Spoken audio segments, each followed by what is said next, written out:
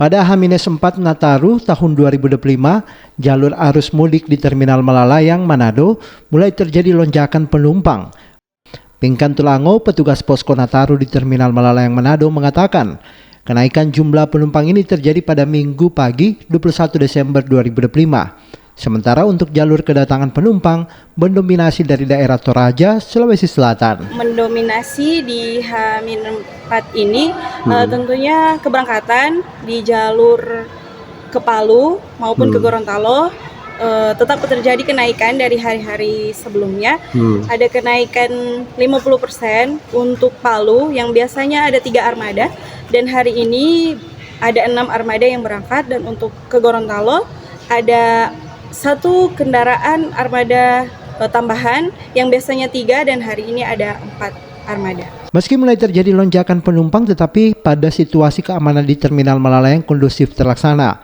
Seperti dikatakan Kepala Pos Pelayanan Kepolisian Kapusian, Yan Peluan, di terminal tersebut. Dari Polres Manado di sini ditugaskan untuk melaksanakan pengamanan dan memberikan pelayanan kepada para pemudik yang akan mudik maupun yang akan tiba di Terminal Malalayang.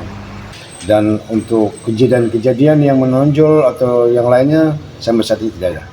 Posko Nataru pun bersinergi dengan Dinas Kesehatan Manado dengan menyiagakan petugas kesehatan. Dikatakan Eka Kurnianto, tim medis Pos Nataru Terminal dikerahkan sejak dibuka operasi ini. Puskesmas menyiapkan 4 orang, 1 orang dokter, 2 orang tenaga kesehatan, dan 1 orang supir ambulans. Serta ada armada 1 buah ambulans yang standby di Terminal Malalayang. Sejauh ini masyarakat yang akan melakukan arus mudik belum terlihat datang memeriksakan kesehatan, tapi dari anggota yang melakukan pengamanan seperti polisi dan dari Kementerian Perhubungan, mereka melakukan cek kesehatan sebelumnya.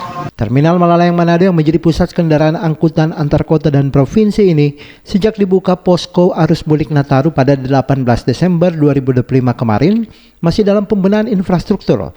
Penumpang maupun kendaraan diarahkan untuk melaporkan dalam gedung sebelum akan melakukan perjalanan keluar Manado. Demikian Hendra Asak melaporkan. Pro 3 RRI terus mengudara untuk Indonesia.